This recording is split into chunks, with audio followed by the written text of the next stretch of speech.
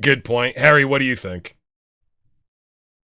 I think the world's definitely screwed up. It's upside down, and Dude, this philosophy, no, the Dark Enlightenment, that's a playbook for what Silicon Valley is attempting to do right now. This is what they're doing. If they're doing that now, they're not doing it in the opening, and people are not realizing what they're being played on. Yeah.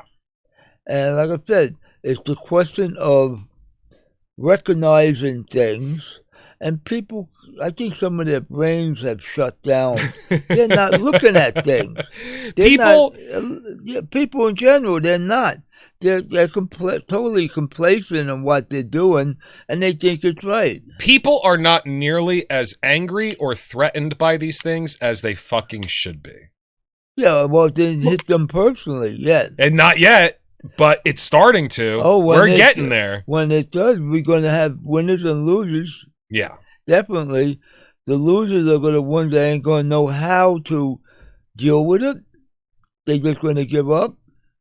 The winners are the ones that, well, we've seen this years ago, and I think I know a way out of it. Mm-hmm. And but it takes a lot of effort to recognize it first. So let me tell you guys, if you don't mind, let me tell you a little story and then we'll end. During the early days of the Church of Satan, now Talking Head, as per our discussion the other night, Anton LaVey was not an egalitarian. He was an elitist. But he had I just don't think he was anti-egalitarian. He was definitely anti-egalitarian. He said that like with most things, you know, if you read the Communist Manifesto, it makes sense on paper, but then when it's implemented, you look at that and you go, oh, fuck, that's why that didn't work. You can do the same thing with egalitarianism. It's a good principle on paper, but it doesn't seem to work. So he was elitist, 100%. And even Marilyn Manson in his autobiography said, what most people don't understand about Satanism is it's not about devil worship, it's about elitism. Now, Anton LaVey had his own very specific philosophy of what makes somebody elite, and it was based upon nature. It was not based upon a top-down architecture. It was based upon the way that nature operates. It was about what makes you elite is the ability to overcome adversity. What makes you elite is intelligence and creativity, because that helps you overcome adversity, and self-cultivation, because it means you're not wasting your life and wasting your time. You are attempting by proaction to make yourself better while you're here rather than waiting for it to happen. Those are the things that make a being elite. And he even goes ahead and says, one precious child that can create is more important than 10 who can produce or 1,000 that can believe. That was his criteria for elitism. So in my understanding and the way that I understand these ideas, I think the Dark Enlightenment is very interesting. I'm going to study it more because a lot of what they say I do agree with. And I do agree with most of what Anton LaVey says because he made me think and he has interesting points. Egalitarianism, it's good on paper, simply does not work.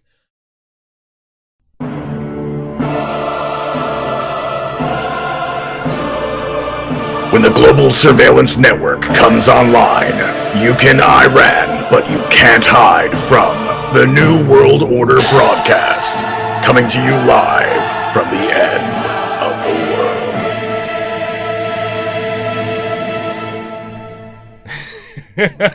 I love it. That's correct, ladies and gentlemen. You are watching the New World Order broadcast, and we are coming to you live from the end of the world. I'm your host, the Hat Man. I am joined in the studio once again by Harry, the Taxman, and the lovely 8-foot-tall Baboopshka. My sweetheart! Who is Harry's madam that gets him the rest of the lovely plastic prostitutes you see around the compound when you come to visit. Shh.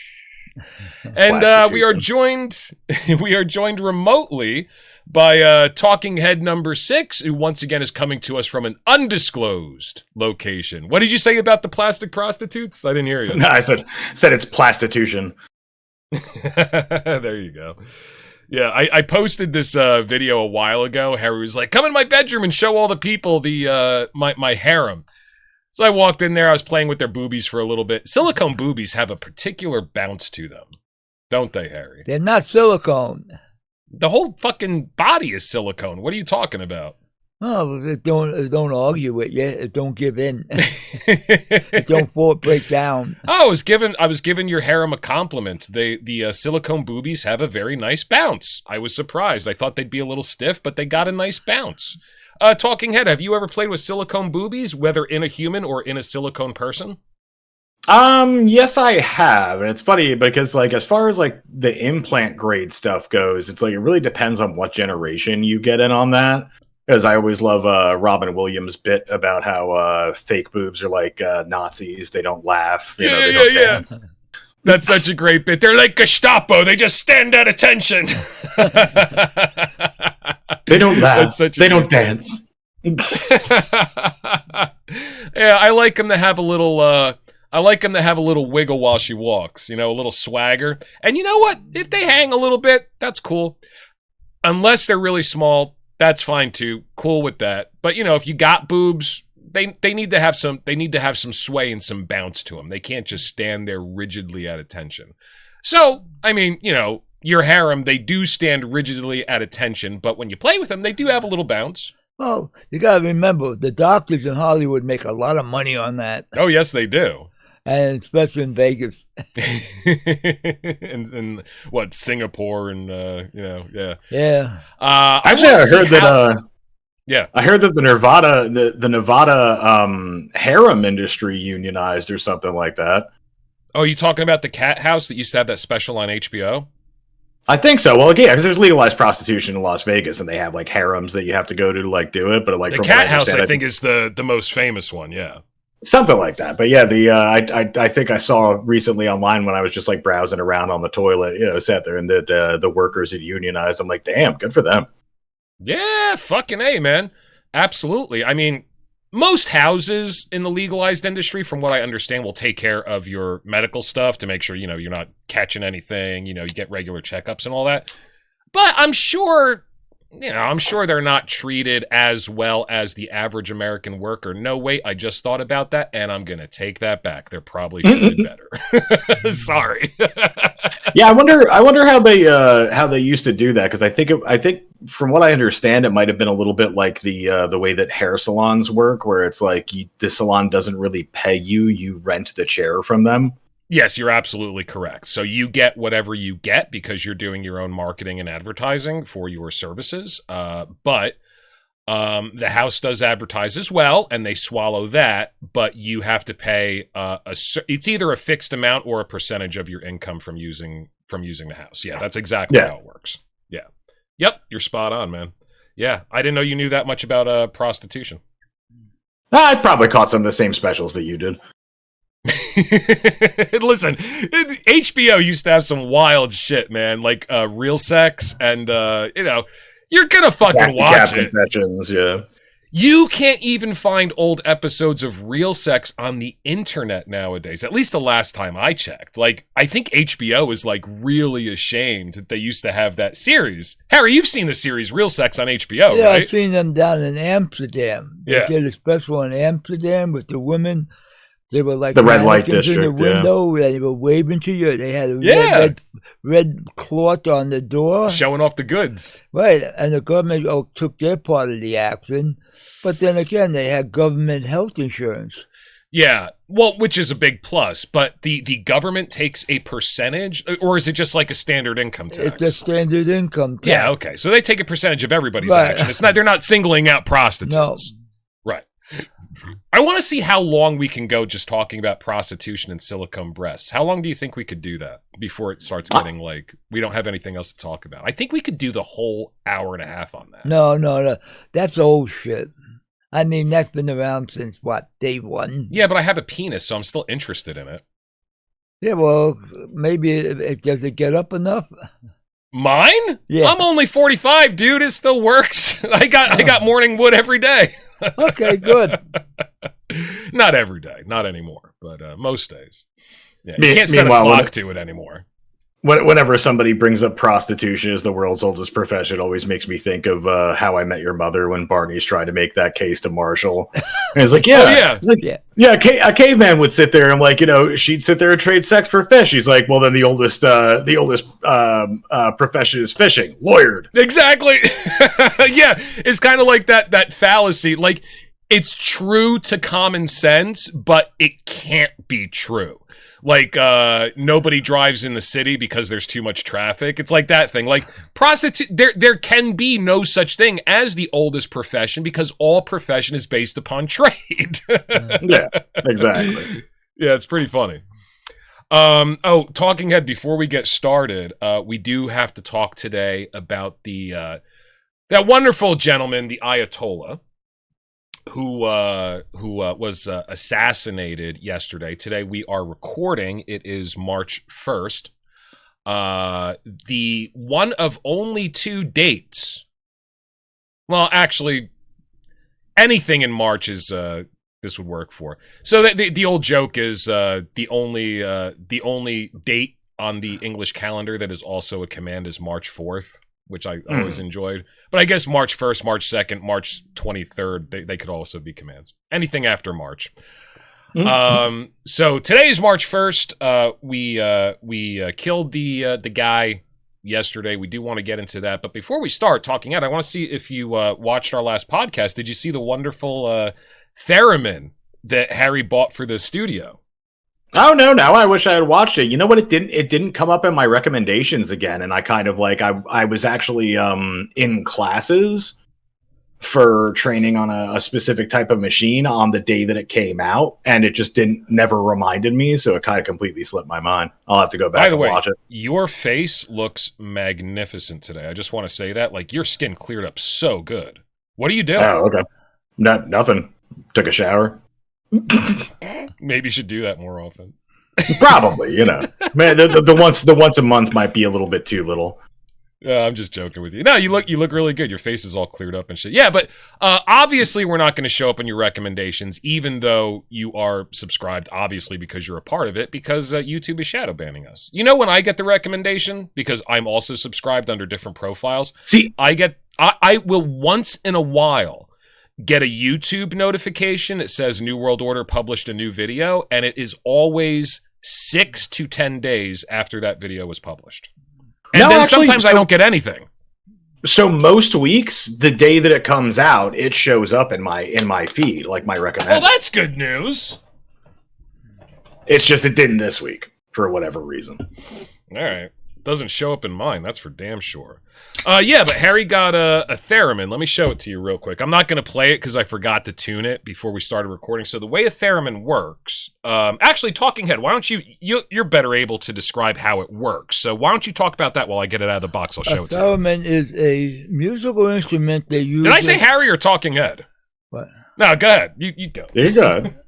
It's a musical instrument they use in silent movies, and it works off radio frequencies that you put your hand up and down this rod, and it creates frequencies, and you could make sounds out of it, and they use it to make the music for the silent movies.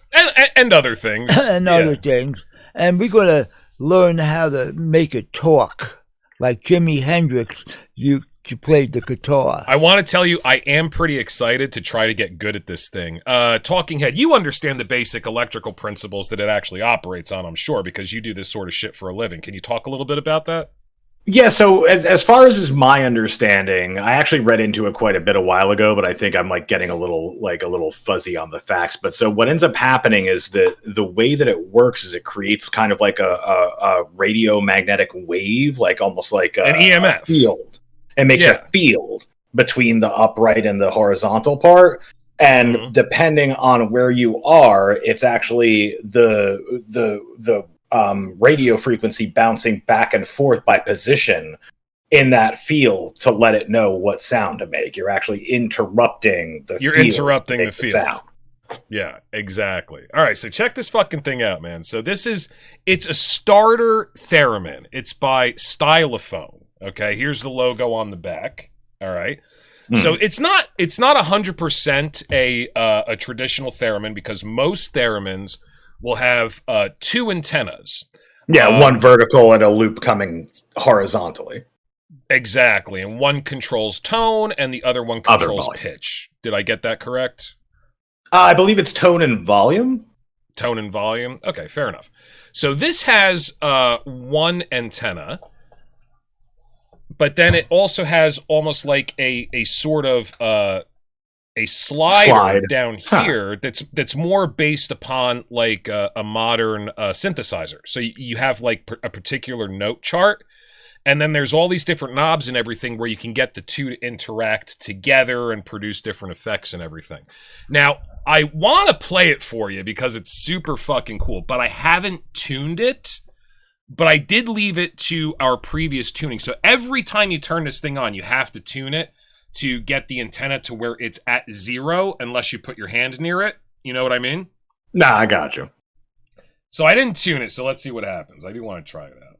That makes sense. It's almost like a calibration.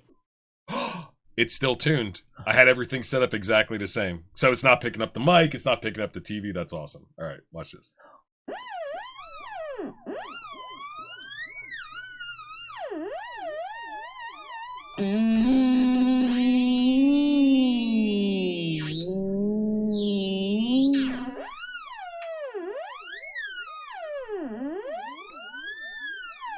Dude, it's so much fun. I fucking love this thing. They used to use those for a lot of the early like sci-fi films. They would use those for like sound effects or soundtracks, you know. Yeah, exactly. Actually, I remember an interesting story from Marilyn Manson's autobiography, Long Hard Road Out of Hell, that he ended up meeting Anton LaVey and everything, the founder of the Church of Satan. But the reason why the reason why he originally wrote to him was to ask him to play theremin on their new album, because he heard somewhere that Anton LaVey was the only registered theremin player in the United States, which fucking makes sense. Maybe it was like for Marilyn Manson, that was like an in to try to get him to meet him, but it's a fun story. It's a very fun story. And I fucking love this thing. I put the link to Amazon where you can buy it on our last podcast. I'll include it in this one as well. It's fucking fun as shit. And also, Talking Head. The only thing I don't like about it is that it doesn't have an external power source. You do have to replace batteries, which is fine. You can't even charge them. You just have to replace batteries. But it's very inexpensive, you know, if you're just starting out. Which I am. And also, it does have a connection where we can plug it directly into our box if I want to start doing recordings on the computer, you know, not using a mic, so it doesn't have like any distortion and background noise and shit. So so it's got like a quarter inch audio jack then. Yeah. So we can plug it right in there, and I have an adapter, you know, for the bigger jack on the box. Yeah. Nice. Very well, then it has a 3.5 millimeter audio jack on it. Yes, it has like the aux jack, the standard aux jack, but you can plug it into whatever you want as long as you have the adapter. We got a bunch of those here. So, yeah, I'm looking forward to fucking around with that. Right now, I'm working on all the automations for our new channels. Speaking of which, are you going to be able to stay after this and record the first, the Enseminal Evolution podcast for our new channels where we talk about art and the occult? As long as, so the only thing that I've got going on is I've got a grocery delivery that's coming sometime between 5 and 7 p.m. So I do kind of have a soft out of 5 p.m. Okay, yeah, but I mean, all you have to do is accept the delivery, and then, you know, Sheila can put the shit away if we're not quite done yet. We can put it on pause. I just want to make sure we record. What? She can't put it away. She's in crutches. Dude, she's still on crutches? Mm-hmm. Yeah, we're going to an orthopedic on Tuesday to sit there and see what's up. This is 5 months, yeah. I mean, she should be on a cane at this point if she tore something really bad, but she went and got an x-ray and she didn't tear anything. Yeah, I mean, so I don't know what's going on, but, you know, we should know more on Tuesday. All right. I think somebody just doesn't want to do anything. That's what I think. You know what I think. We know what you think. We know what I think. All right, gentlemen, let's get into the Ayatollah Khomeini. Is that how you say it? Khomeini? Khomeini. I think it's Khomeini. Ayatollah Khomeini. I was not thrilled with this for one very specific reason. I heard that we assassinated him, or Israel did rather, but let's face it, Israel is just the arm of the American military in the Middle East to keep the region destabilized. That way everybody stays on the petrodollar and we have a greater hand and influence over the character and socio-political shape of that region, because it's important because of the oil. So let's just get that out in the open right away. Anybody disagree with me so far? No. Okay. Since World War One, they want to control the petroleum that comes out of the Middle East. Yeah. Well, I think the funniest thing is this whole situation is, like, of course, like so many other things in the region entirely are fucking doing. Because, like, the reason why the Ayatollah is in charge of Iran is because, like, we sat there and, like, planted, like, a pro-American government in there a while ago. Like, what was it? Harry the 50s or something like that, when we had the Sheik in there. Well, I think it goes back to the Shah of Iran, and that's when the American government put the puppet government in. Yeah, and then of course that got overthrown by religious extremists, which is how the Ayatollah got into fucking power. Mm-hmm. Yeah. So the reason I'm not thrilled about that either, and I'm not thrilled that we'll get into Trump in a little bit. But the reason why I wasn't thrilled about this assassination is because I was looking into it this morning. So because I'm not well versed on the Middle East, because I really don't give a fuck about a bunch of backward people that have been running around the desert for thousands of years, chopping each other's hands off. I don't find them that interesting, and also I don't find the little hat people that interesting. And I did watch a documentary, I forget who it was by, on YouTube, and I think I told you guys this story before. I was watching a documentary about Gaza, and how the Jews and the Palestinians used to live in peace before the creation of the State of Israel. There were a ton of Jews there. They made up a huge percentage of the population. Everybody was cool. Nobody gave a fuck what anybody else did. And the creation of the State of Israel, and I'm not saying it was a good or bad thing. I'm not making any moral judgments. I'm just talking about what happened. What happened was, now in the documentary, they're interviewing all of these Israelis, and they're like, God gave us this land. He gave us a right to this land. It's in such and such book, such and such document. Go look it up. And I was like, and then they shows all the terrible things that they're doing to the Palestinian people in the Gaza Strip. And I was like, wow, this is really fucked up, man. And I was intrigued immediately because at the beginning of the YouTube video, it had a warning that said, no, some of this stuff is bad. Do you still want to watch? I was like, yeah, I'm going to fucking watch. I'm a goddamn adult. Thank you, YouTube. Thank you, YouTube. I am a trans man. So I'm watching it. I'm going to start keeping a tally of, like, if there's ever an episode where you don't say that. There have been a few, but now that I have succinct proof that we have been shadow banned by at least one social media platform, I'm going to keep saying it as much as possible. In any case, so then eventually, like a third of the way through the documentary, they start interviewing Palestinian people, these poor people that are being basically bombed into oblivion. They can't get in any food, they can't get in any water, and they're just like trapped on this like little strip of land, and the only thing between them and freedom is an ocean. And on the other side, Israel. So they can't go anywhere. And then they start interviewing these people, and these people go, and this is an exact quote, God gave us this land, this is our land, it's in such and such book, such and such document. I was like, oh, okay, you're both insane. Both of you can go fuck yourselves. And I turned off the documentary. And ever since then, I have lost all interest in the Middle East. Yeah, it's so, like, I feel like the only acceptable like thing to follow God gave me with is like cancer.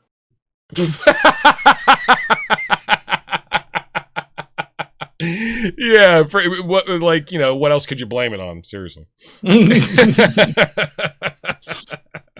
But Talking Head, you're usually pretty well versed in this shit. What do you make about what's going on now? Maybe you can give us a little bit of background so people who are like me that don't give a fuck and think that it's just, you know, America once again being the world police.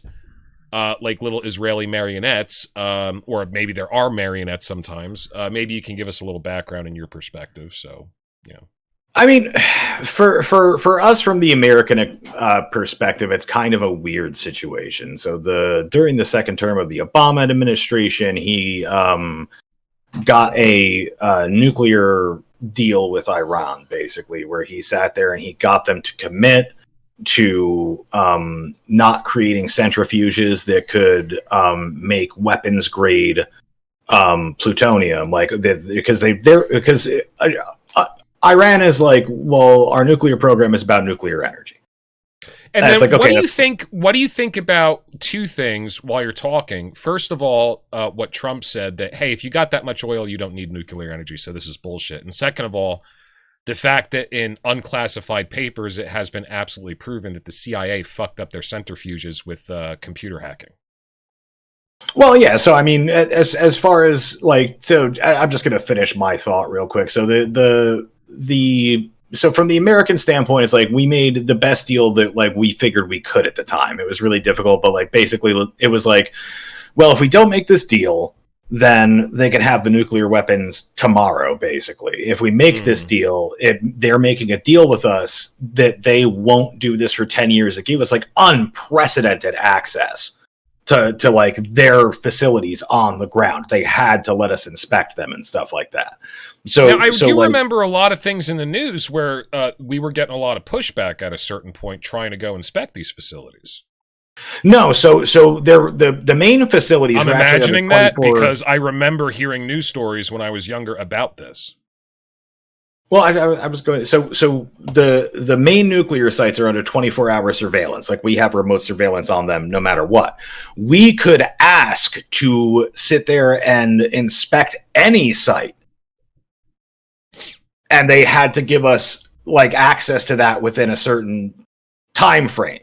So the problem ended up happening is that we wanted to inspect a military site, and they were like, well, we don't want you in our military site, but we were like, yeah, but we think you might be doing something fishy with nuclear stuff here. So you, according to the thing, you have to let us in there. So it's like there was some fighting about us inspecting certain unregistered sites that we were just curious about. That makes sense. Okay. The main sites that we sat there and that we knew they were doing nuclear activity for the nuclear power program, those we had 24-hour access to. Like 24 hours a day, 7 days a week, we had surveillance cameras in there and people on the ground inspecting. And in exchange for that, we lifted a bunch of sanctions. This was basically like an Iron Man situation where he's making the suit, but he has to hide from the cameras. yeah, exactly. So, so in exchange for that, we lifted a bunch of sanctions that we've had on them, like economic sanctions that we've had on them forever. Right. And then when Trump took office, he didn't like that deal. So he just shit canned it. Right. Yeah. And I read about that. And he was like, no, we're not doing that anymore. You just have to like not make. So they go back in to try to negotiate a new deal. And basically everybody on both sides agrees that like that was the best deal that they were going to give because their people hate America and they're accountable to their people. So it's like, you can't be like, oh yeah, well, America says this, so we got to do it. You know, like there were a lot of people. Fuck yeah. There were a lot of people in Iran who like thought that the deal that they made, like their politicians were getting threatened for making that deal with us to get the sanctions lifted. Right. Because they felt it went too far against their sovereignty and shit. Right, exactly. So, you know, here we are bombing Iranian nuclear sites last year, and then now here we are taking out their fucking leaders. And I think that like Trump's running under this concept that I think he's relatively savvy with this because I do think there is an element of truth to it that as long as we don't have our soldiers on the ground getting shot at, that the average American citizen kind of doesn't care if we just drone strike people because Obama did that a lot, you know, which is also incredibly disgusting that the American people, if it are out of sight, out of mind, it's very much what we're about. It's like as long as Johnny Sixpack isn't in boots in Iran, the average citizen in America doesn't care what happens there. Like, oh, we blew up some guy, whatever. Pretty much, yeah. Yeah. So the only reason why second sovereign leader that we've taken out, you know, in less than a year. to my point, the only reason why I was really disappointed with this development is because there's nothing interesting going on here. I looked into the background. I did a little googly search. I was like, oh, okay, so he was kind of like a Che Rivera type of character, blah, blah, blah, revolutionary against what he considered to be a puppet government. He took it over. The other guy died, then he took it over. And then politics as usual because he had an in with the Republican Guard. That was part of the leverage he used to gain the position of supreme leader. And then within the religious hierarchy, they just elevated him like 6 classes above what he was so that it would make sense. Then they repealed that legislation in the Constitution that you had to be a certain thing before you were another thing in the Islamic State. And I'm like, all right, so all this is just fucking business as usual. Nothing interesting, which irritates the shit out of me because the last time we did this, we kidnapped the motherfucker, which to me is hilarious. That had me laughing all fucking day. We just kidnapped a leader of a sovereign nation. That's fucking funny. Nothing funny about this. This just looks it's just more shit. We kidnapped the sovereign leader of a country and then left his next in charge. We didn't even do regime change. Yeah. Yeah, we just, I don't know. We just really hated that guy. The regime's still there. Yeah. We basically were just like, hey, either cooperate with us or we'll keep kidnapping you guys until you run out of people. We'll keep kidnapping until you end up with a woman or a child in charge. Ooh. It's already a woman in charge. Oh, is it a woman? His second in command was a woman, yep. Oh, okay, I didn't know that. There you go. They had a woman president before we did.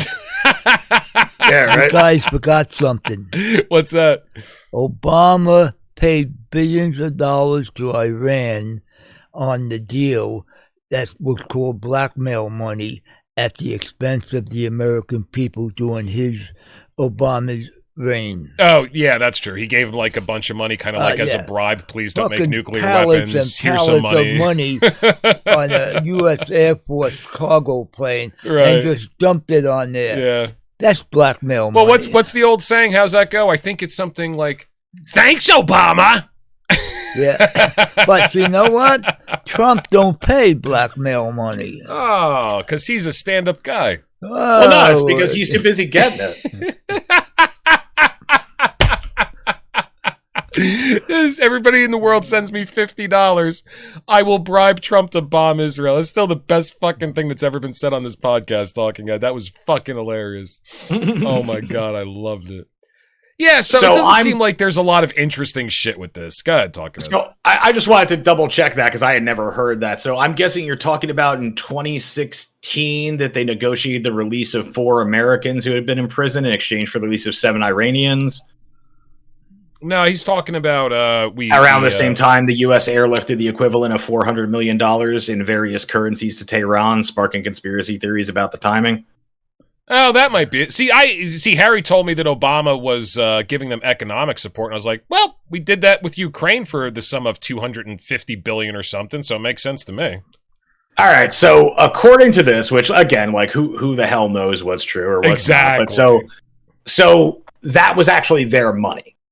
That wasn't our money because we froze their assets when we put the like we did with the Russian oligarchs. Yeah. Okay. Yeah. Okay. So that was actually Iran's money that we had been holding ransom, basically. It was just bad timing that we gave it back to them. So it wasn't a bribe, it was a ransom. Well, it was us returning money that we had held. So it's like that's their money. So. All right, I got you. All right. Well, I mean, doesn't seem like there's anything new here. Yeah, I'm still waiting for Harry to take off his Trump bumper sticker. I have no Trump bumper stickers on my window. I know you do. I'm waiting for you to take it off your truck. What does he have to do? It's a Trumper sticker. Scrape it off. You know what? I think all these Trumpers that... See, here's the thing. Trump got elected on being the next great American isolationist. No more forever wars. We're not going to police the world. We're going to use our resources to take care of our own. That's why he got elected, is one of the biggest reasons, in my opinion.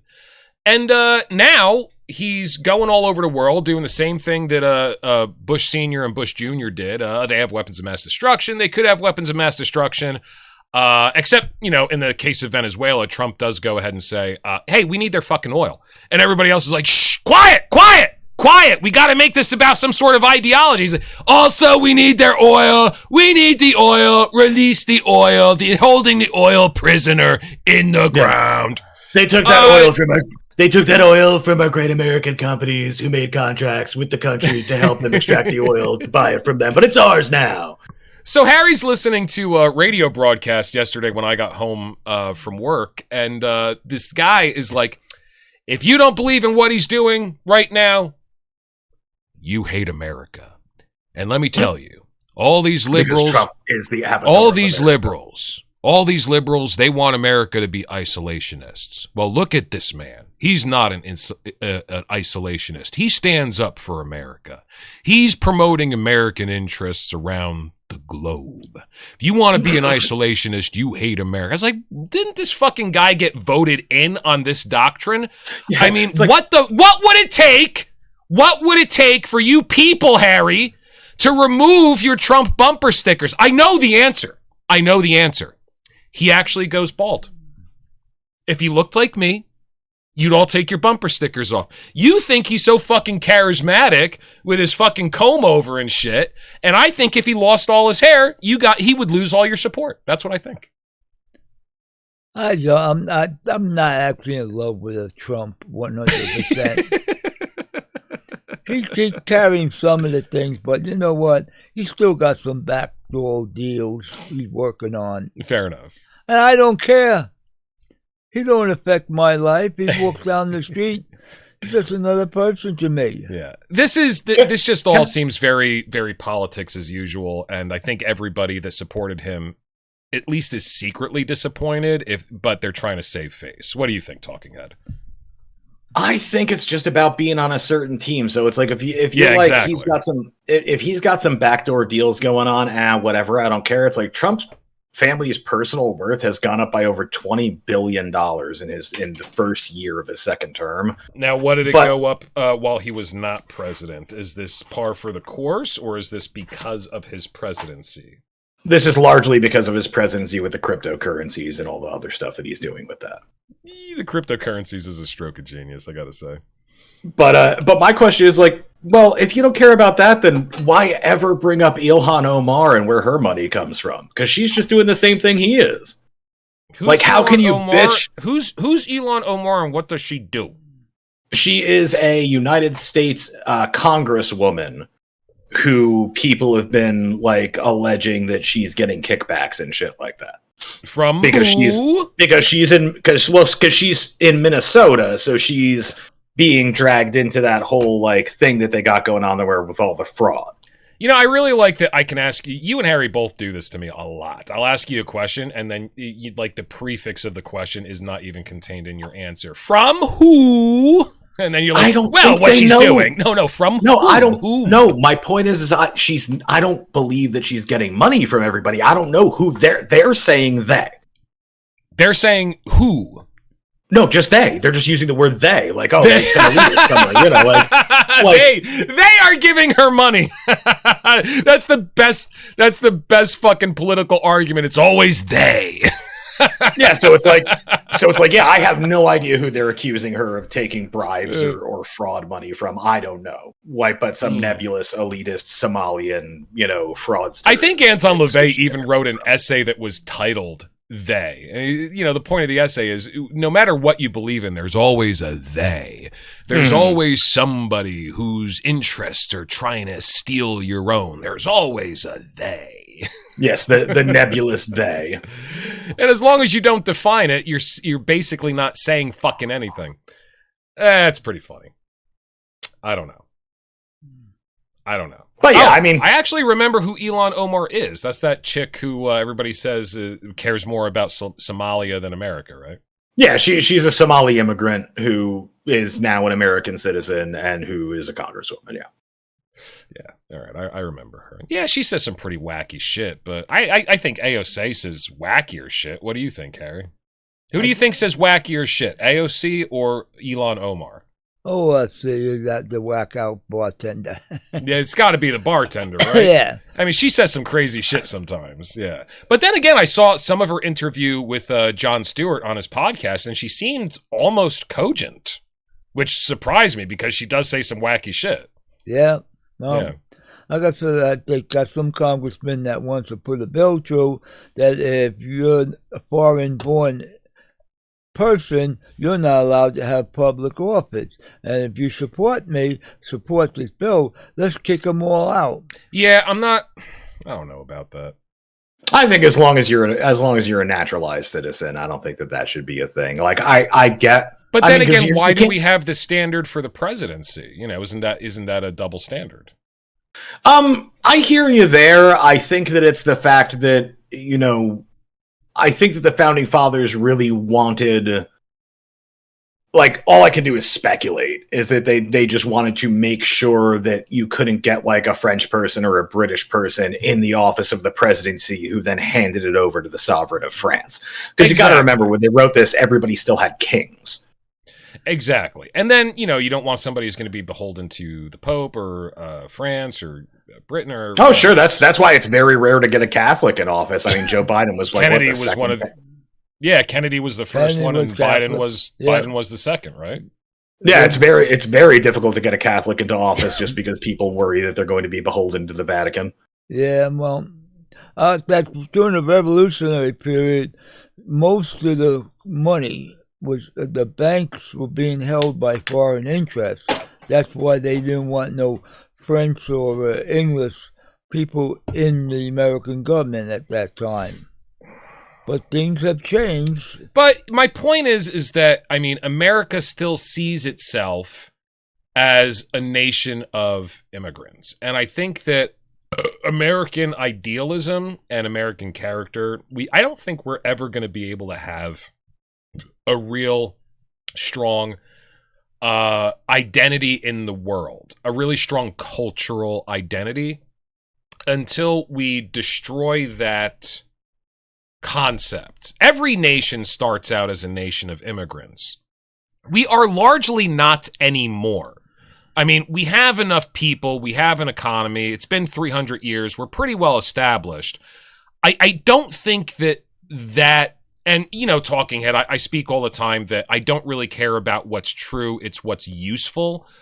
I don't think that is any longer a useful identifier for the American character. I think that America, at this point in history, really needs to start solidifying its own character as a nation in a world of other nations, rather than, you know, the old doctrine of a nation of immigrants. Give me your weak, give me your poor, give me your destitute, whatever the fucking thing says. I mean, what do you think about that? I mean, you're tired, you're poor, the huddled masses yearning to breathe free, the wretched refuse of your teeming shore. Yeah, frankly, I don't want them. So, I hear you there, racist. I think that the big thing is that we've lost the national identity, because the national identity wasn't supposed to be "we are a nation of immigrants." The national what was identity the national was identity supposed to be? That we are a nation of ruled by law instead of ruled by man. Like, that was supposed to be the great experiment of the revolution. Also, it's the first secular nation in history. Yeah. So not only not ruled by man and not ruled by God. Yeah, or men pretending power... they know what God wants. Ruled by law. Correct. Exactly. And so the whole thing is that we have strayed so far from that with how much we've skirted laws and like internationally, interior, you know, it's like, so nobody buys that anymore. And I feel that that's the reason why America doesn't have an identity. And I think that them trying to push what do you mean? I'm sorry. Just for my own edification, you don't think anybody buys what anymore specifically? Oh, that we are governed by law. Like I think anybody with half a brain knows that that's not true. Oh yeah, because if you're rich enough, Harry knows firsthand that that's not true. Yep. Well, and that's the whole thing. It's like, I forget exactly who said it or whatever, but it's that whole thing about like, well, you know, if there's only a monetary fine for doing something, then basically it's not illegal for rich people. You're just you're ruled. It's like the old saying, and I love this saying, the only crime in America is poverty. Mm-hmm. Yeah, it's largely true. So it's like, I think that nobody really believes in what the American character was supposed to be anymore, which is that it was supposed to be a nation made by men and forged by the union between those men. And the principles of fraternity that were largely embodied in Masonic tradition. Exactly.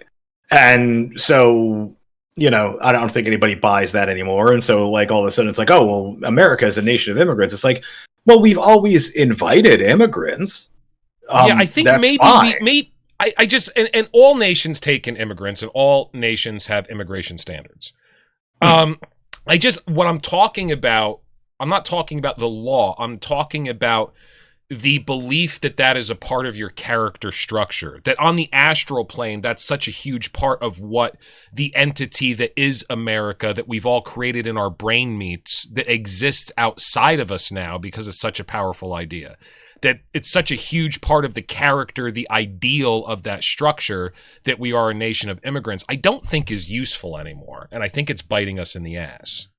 Well, I think it's definitely biting us in the ass, but in kind of the reverse way, where now it's factionalized by either you're pro-open borders, which I am not. I mean, I'm pro-legal immigration. I think that, instead of giving all this money to ICE, I agree with people who sit there and say that, like, we need to give that money to the immigration courts so that you can get the people who need to not be here out quicker and the people who are allowed to be here through the process faster to become. But that's certainly not as cinematic, and it's not going to get you on the news as often.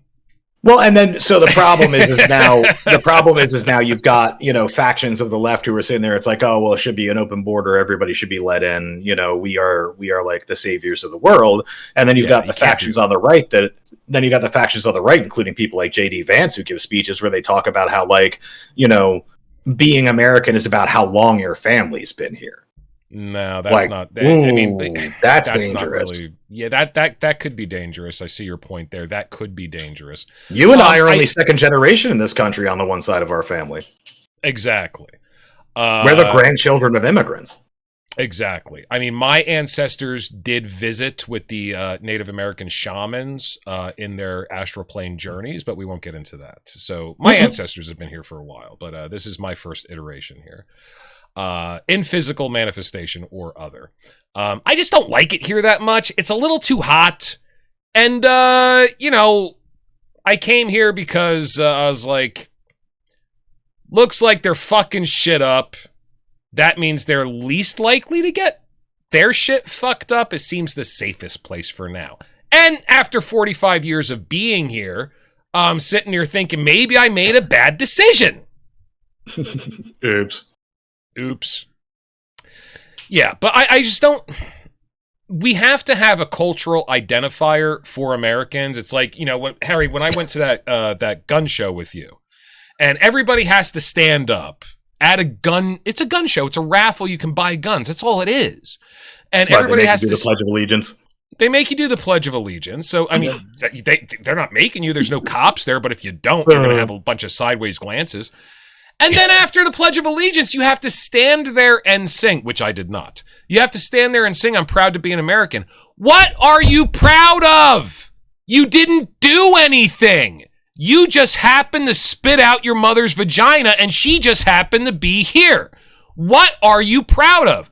I'm proud of things that I accomplish, and I'm more proud of things that I accomplish despite the adversity that's in my way. That's what I'm proud of. What I do. Now, I could say that I am a handsome man, and I wouldn't be lying. But am I proud of that? No, I had nothing to do with it. Nothing. And frankly, anything that takes my care to maintain my beauty, like brushing my teeth and shaving, I generally don't do. So there's nothing for me to be proud of for being how good looking I am. But you're welcome anyway. Well, I feel like I feel like if you're if you're going to sit there and be like, if you take the song "Proud to Be an American," where like the chorus is like, "I'm proud to be an American, where at least I know I'm free, and I'll gladly whatever or lay down my life to give because those it's rights about to like you and me." No, it was something about the men who died who gave that right to me, and I'll gladly stand up next to you and defend her still today, et cetera, et cetera. Yeah, it's like, I remember now. If that is all it takes to make American pride, I'd rather be French. I feel like they did it better. There were a lot of beheadings. There were a few. There were a few. I'll tell you, when their 35-hour work week got threatened to turn into a 40-hour work week, those fuckers were out in the streets. No, that's not what it was. They were trying to raise the age of retirement. Yeah, I know. I was fucking around because there was also a rider in there where they were trying to, because they only have a 35-hour work week in France.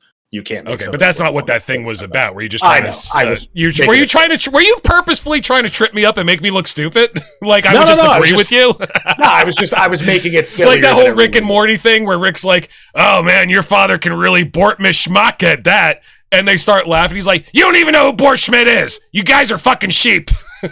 Yeah, exactly. No, that's not what I was trying to do. I was just being silly because the discussion about making it a 40-hour work week instead of a 35-hour work week is part of that whole thing. I know that it was on the table. Retirement, right? The raised retirement was the big issue. That was the big thing. But I was just trying to make it sound even sillier. It's like, but now it's like, if you're all about like celebrating freedom and the men who died to give it to you, it's like, go France. Fuck yeah. Fuck it. Well, also go America. I mean, fuck yeah. Be proud of that. Be proud that, your ancestors did that and try to live up to your ancestors. I mean, that's a very good, healthy mentality to have. But to be proud to be an American, you can be proud of your ancestors and try to live up to them, but you didn't do fucking shit. All you did was squirt out of a cunt that happened to be here. That's all you did. And that was not your effort. And keep rolling over onto your belly and taking it up the ass from corporations because you might be a millionaire someday.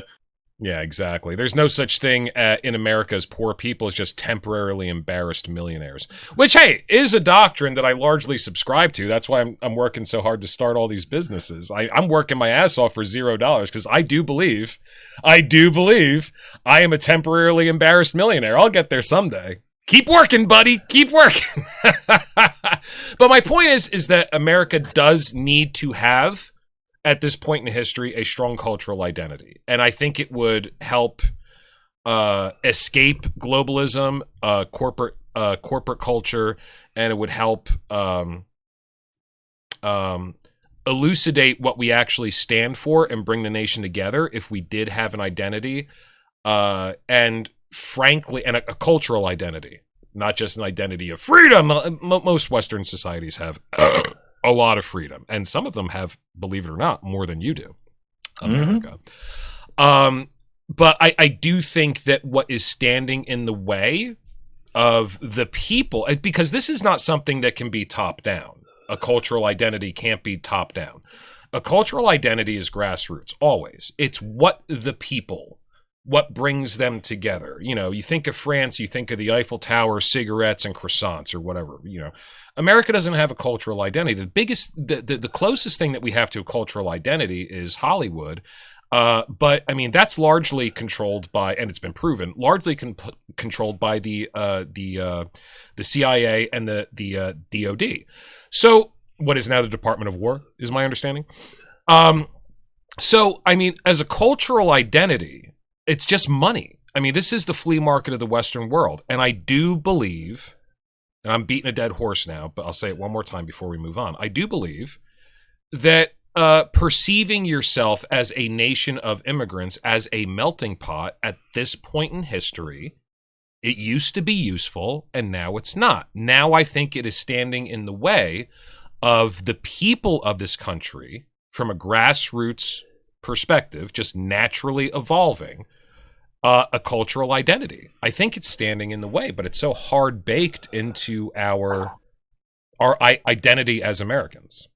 I think that the reason why it has to be kind of hard baked into our identity as Americans is because there's only so many other directions that you can go with that. And I think the big problem is that what you're talking about needing a cultural identity or feel like we're lacking a cultural identity, leads to a lot of Nick Fuentes kind of shit, where it's like, yeah, we need a cultural identity. Who? Nick Fuentes. I don't know what that is. Nick Fuentes is he's a neo-Nazi. Oh, that's a person. Okay, got it. Gaining a lot of popularity in right-wing circles. He was interviewed by Tucker Carlson for a while. Ben Shapiro's really angry about that one, so there's some funny catty infighting going on in that crowd. I love that. But Nick Fuentes is a white supremacist, an avowed white supremacist. He does not deny that he is a white supremacist, and that was going to be my next question. Thank you for saying that. His next he feels like, you know, we need to get back to what America really is, and like I said, it's the same thing that JD Vance brings up. It's like, it's about how long your family has been here. Like these new people here aren't American. So as soon as you start shit canning the nation of immigrants thing, all of a sudden it turns into this, well, who's more American contest, which leads to some really fucking dark places. I think that's the reason why we've struggled to maintain the melting pot thing. I thought that the conversation was going to go this way. I have a counter. Okay, good. And this is based upon just my observation of humanity. Of which right now I am embodied within. Everybody thinks this. So this goes along with the theory that nobody thinks they're a bad person. You know, Talking Head, it's like you and I said on one of the podcasts before Harry joined us on a regular basis. Hitler's gonna Hitler. Okay. Now, Hitler didn't think he was a bad person. He thought that he was doing right. He thought that he was acting heroically. I'm absolutely he was saving the soul of Germany. Yeah, and nobody thinks they're a bad person. So on par with that, everybody thinks that what they see as best within themselves should be the governing principle of civilization. I'll give you a few examples. We're going to talk about one of them right now. The people that are really good about running corporations, they think that the society should be run much like a corporation. I am an artist. I am a creative person. If I'm not doing something, I don't care about money necessarily. If I'm not doing something creative, I get a little weird. Gotta be focused on something creative in order to keep my juices flowing and keep my head straight. It's like drinking blood for me. Which everyone can relate to. Which everybody can relate to. I tend to think that artistic and philosophical people should be the ones that are in charge of the country. People that don't care so much about money. People that are trying to build something that everybody can thrive in. Now, that's my opinion. But then I look at my opinion like, yeah, but everybody thinks that about their particular in-group. You know, mechanics probably think that fucking car mechanics should rule the nation because, you know, they're down to earth and they got their boots on the ground and they eat potatoes. You know, so I think that it's kind of like saying nobody believes they're a bad person. I think that everybody believes that their in-group, their identifier, is the one that should be the person calling the shots. I mean, what do you think, Harry? Well, if we had a nation of free thinkers and we had people that were doing whatever they thought was right, as long as you're not harming somebody, go and do it. But if you're doing something, well, I'm more important than him because I am God, and they need me. Well, guess what? Some people don't need you. And that's what power always ends up in despotism. I mean, that's basically why. Your ego gets inflated, and you start thinking like, ooh, they need me more than I need them. No, guess what? No. No, well, we got to have artists, and we got to have people that believe in freedom. You do a painting, you spend 20 hours on it. Who gives a shit you spend 20 hours on it? Oh, you're not getting paid for it. Why you doing it? Because I feel inside my soul I got to do it, and that's what I'm doing. I just always think back to that movie, and I know it's a remake, but I watched the one with Keanu Reeves, The Day the Earth Stood Still. Where, you know, the alien Keanu Reeves goes to meet with the president and all of that. And I forget what happens. But anyway, he's like, yeah, we're going to destroy the Earth. And the woman that he's with was like, what are you talking about? He's like, well, I met with your leaders and you are not willing to change. And she said, wait a second, those weren't our leaders. And talking, you probably remember this. And then she drives him to go meet with a mathematician philosopher. She's like, these are our leaders. That's always kind of the thing that like led me to, the people who end up with the actual power, it's because they're power hungry.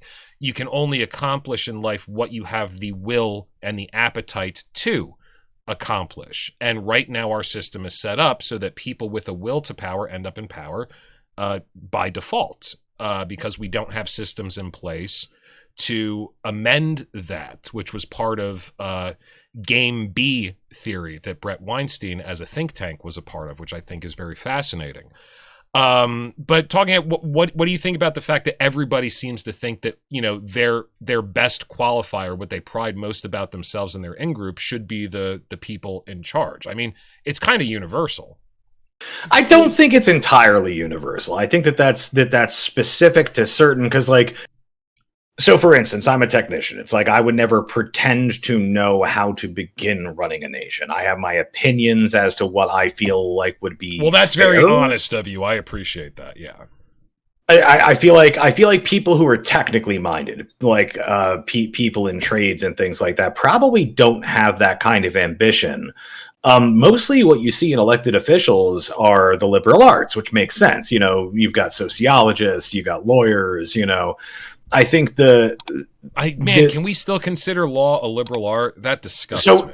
I think that the issue that you end up with is that there's two separate skill sets that are needed in government. One is to figure out what's going to be best, and the other is to know best how to implement that.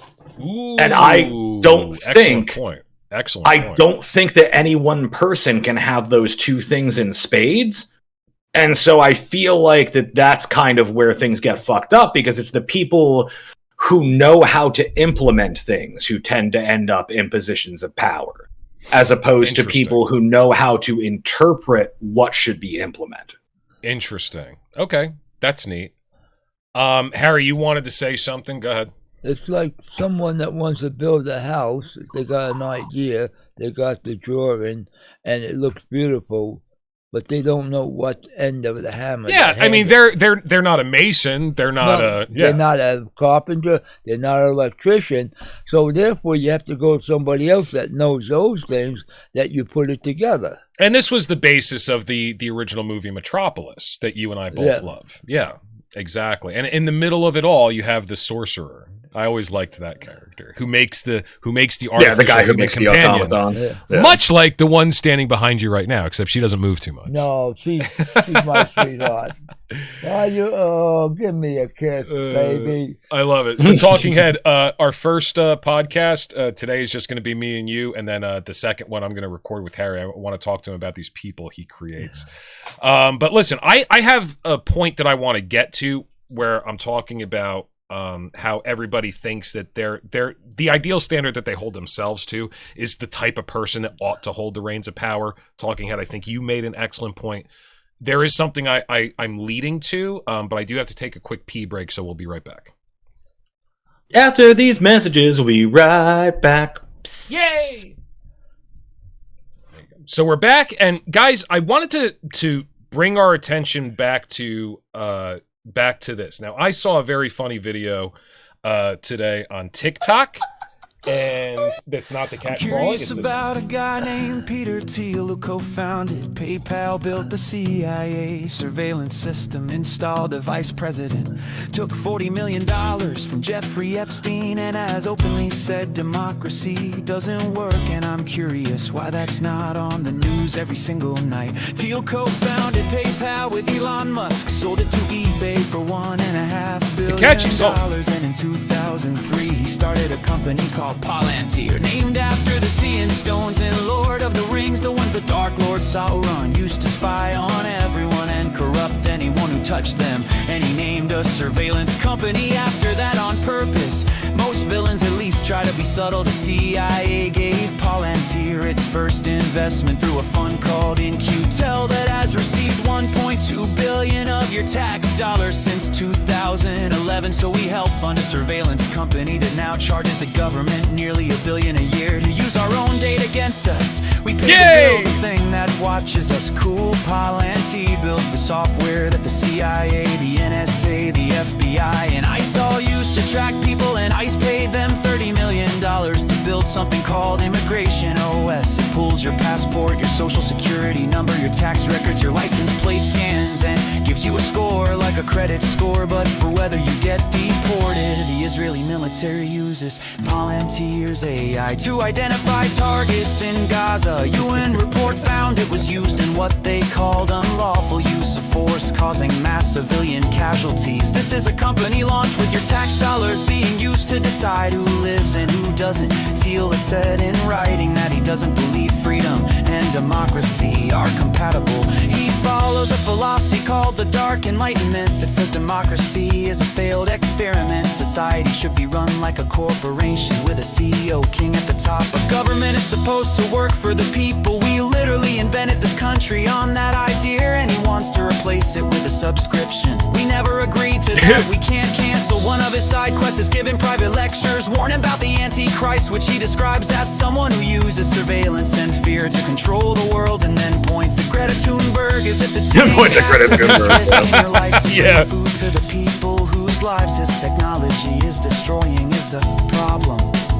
Thiel mentor J.D. Vance at Yale hired him, gave him $15 million for his Senate race, the largest single donation in Senate history. And Vance went from calling Trump America's Hitler to becoming his vice president. Apparently for $15 million you can just buy a vice president. That must be on the secret billionaire menu. He's the anchor investor in a fund that builds charter cities, privately governed zones with their own laws and no democracy. They built one in Honduras. The president who approved it was convicted of trafficking 400 tons of cocaine, and Trump just pardoned him. Thiel-backed companies have been exploring Greenland since 2019. The ambassador to Denmark is Thiel's PayPal co-founder, and Ronald Lauder, the billionaire who John Bolton says put the idea of buying Greenland in Trump's head, is now quietly buying up Greenlandic companies through a Delaware shell company. And if that wasn't bad enough, Thiel appears 2,200 times in the Epstein files. They had a 5-year relationship, over 2,000 messages. Epstein invested $40 million in Thiel's fund through former Israeli Prime Minister Ehud Barak. That investment is now worth $170 million. The single largest asset in a dead sex trafficker's estate, held in a trust Epstein signed 2 days before he died in a cell where the cameras weren't working. Barak, Thiel, and Epstein both invested in a company called Carbine that handles 911 calls. So when you call for help in certain cities, your data flows through a company funded by a surveillance billionaire, a former Israeli prime minister, and a convicted sex trafficker. So just to recap, one guy built the surveillance system, collected the data, helped pick the targets, took money from a sex trafficker, installed the vice president, doesn't believe in democracy, is building a private country, named everything after a dark lord, and lectures people about the Antichrist and somehow... Yeah. So, there you go. I wanted to show you guys that before I go into the next thing. Is pretty wild! Terrific. Yeah. That exposes everything. Not every, but a lot of what's going on right now. And, Jesus Christ, what comic book was it that, Alex Ross, painted the panels for it? And they introduced Bruce Wayne to DC comic, A Kingdom Come. And when they introduced Bruce Wayne, he is, too old to be turned Batman Gotham anymore. into a police state, basically. With robots. Yeah. Yeah. And they're like, and he decided to take control of Gotham even after he could no longer go out on the street himself. Take control, as billionaires generally are wont to do. Yeah. So I got very intrigued at that part of the song where they talk about the Dark Enlightenment. This is an actual philosophy, so you can start to see what these people fucking believe in. Ladies and gentlemen, let's take a look. Let's take a look, shall we? Let's expose the light. The Dark Enlightenment. So the Dark Enlightenment, also called Neo-Reactionary Movement, abbreviated to NRX, is an anti-democratic, anti-egalitarian and reactionary philosophical and political movement. It can be understood as a reaction against values and ideologies associated with the Enlightenment. Let's look at a little bit of what they believe. First of all, it was generally coined, not the name, but the philosophy, by somebody called Curtis Yarvin. Who, and everybody in the PayPal mafia loves that guy. It's been described as part of the alt-right, as its theoretical branch, and as neo-fascist. I don't know about that, but I did read through all of this. I'm just trying to get to the most interesting parts.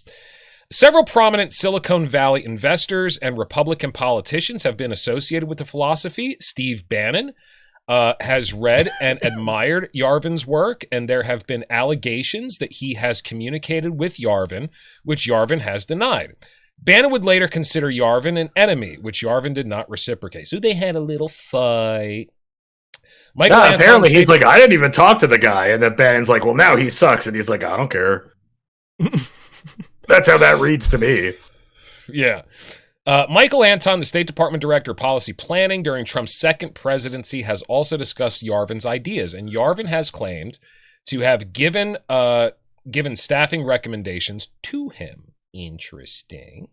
Now let's look at the beliefs, because this is exactly the type of thing. This reads like a playbook for the technocracy that's being developed around us. And Talking Head, Harry, you may not know about this, but Talking Head, I'm pretty sure you do, that Google is starting to invest in real estate and build communities. Are you guys aware of this?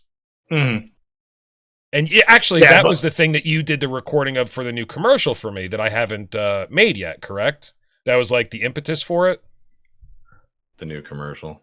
The New World Order commercial. You did a voiceover for me, but I haven't made it yet with the AI. Oh yeah, that may have been a part of it. I forgot what I even have in there. Yeah. So Harry, are you aware of this, that Google is building communities? Well, maybe we'll call them villages. Well, I think that's what they do call them. Well, I guess I'm not part of it. Yeah, neither am I. All right, let's look at what they actually believe here. Let me get myself off camera.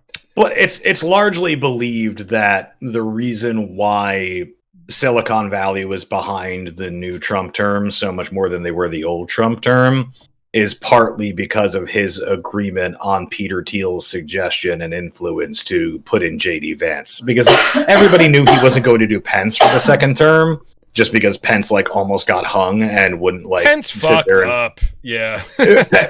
Pence wouldn't sit there and put through the false slate of electors. So Trump was like, yeah, kill the guy. So it's like, you knew he wasn't going to be on the ticket, but out of the contenders, that Trump never said kill the guy, but I get you. I know. Good.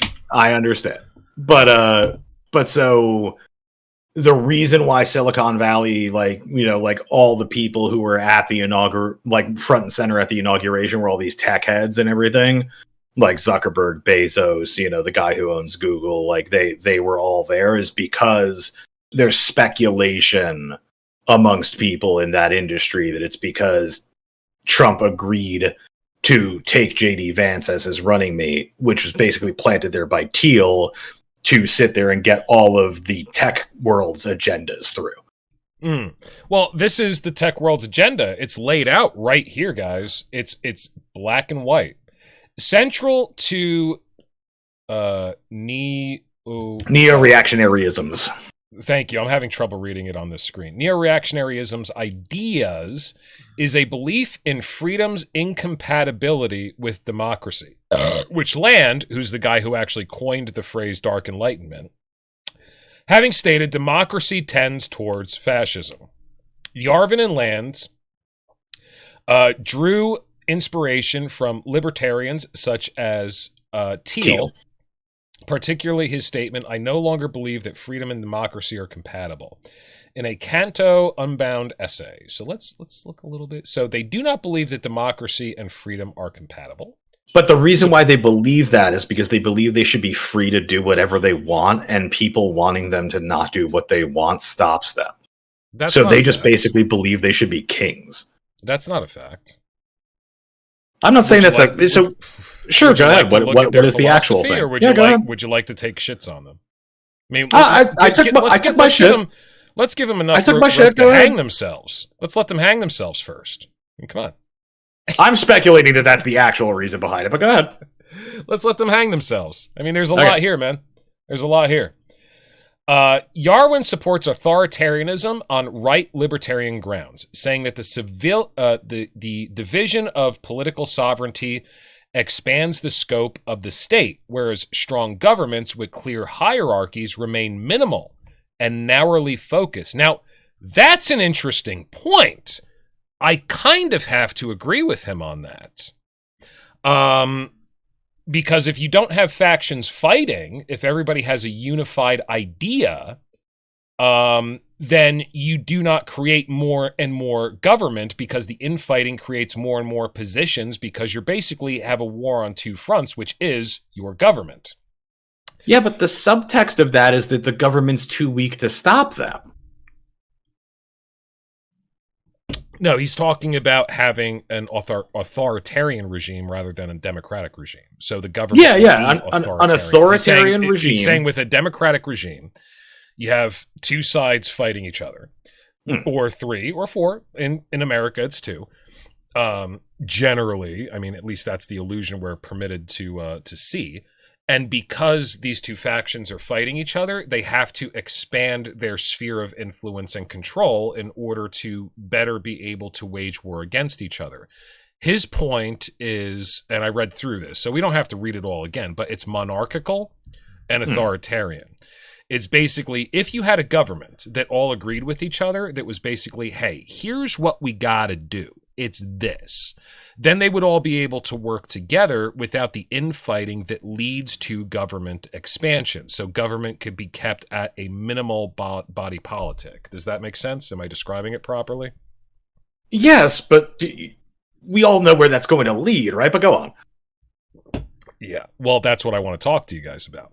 And then also, generally speaking, he talks about, now here's the caveat. And the caveat is that people would not have a voice in government, but you have the ability to go somewhere else. So in other words, what these people want is closely aligned with my own ideas of atomization. You have small communities, except the way that they're describing it are as eco-centers, where the community is governed like a corporation. The CEO is at the top. You have the board of directors, and then blah, blah, blah. But nobody has a voice in it unless you're at the board of directors or the CEO. But as a capitalist measure of competition, if you don't like the freedom and the lifestyle of that community, you have the freedom to walk away from it and go to another one. So therefore, it breeds prosperity through competition in small localized communities. Now, in theory, to me, it sounds like a good idea. I'm just not sure about the motivations of the people in power and the power structure. I don't think I want to live in a society that's run like a corporation. And I'm not sure that I would be happy in that. I'm not sure it would serve my best interests. Because they also do go on further along in this and talk about how, and this has been a long-running theory with the elites, that socioeconomic prosperity is tightly tied into IQ. And then we get into what's the word for eugenics? Then we get into eugenics. Exactly. So that's a danger. And listen, if all states are run as corporate states, just the fact that it's run as a corporate state could make you unhappy. If you're it's once again, like any socio-political economic theory, it's never good for the outliers. And what's good for the goose is not necessarily good for the gander. But these guys do have some interesting points. So far, what do you guys think about this? So they don't have interesting points. And let me put exactly why all of this is so fucking stupid. Well, wait a second. Because if you're going to say that their points are not interesting because they tend toward fascism, you can't tell me that they don't have interesting points because I'm interested in their points. No, okay. So they do have points that are interesting to me. What you can say is I'm not interested. I am not only not interested in their points. Thank you. Go ahead. So I find their points interesting insofar as that they're ridiculous. So when you think about what this creates a system where you have microcosm societies that are run as corporations, which we all know really take care of the people at the bottom. You can leave and go to a different one whenever you want to, just like you can leave the ghetto and move to a nicer town whenever you want to. How's that worked out? So the point is that's a great point. Exactly. This only works for multi-billionaires. That's why they like it so much. Well, I think they eventually want to breed out people who are economically disadvantaged because, of course, that's largely